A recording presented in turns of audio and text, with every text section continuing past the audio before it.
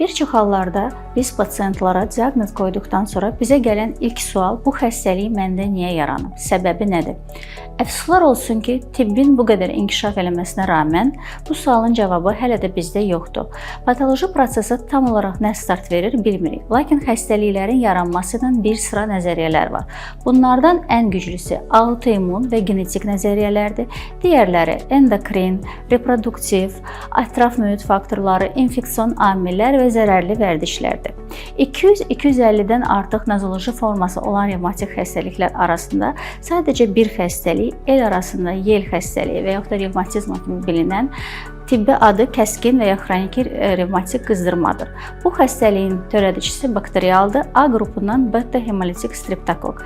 Məhz bunun üçün də hər zaman dediyimiz kimi düzgün və vaxtında qoyulmuş diaqnoz effektiv müalicənin başlanğıcıdır.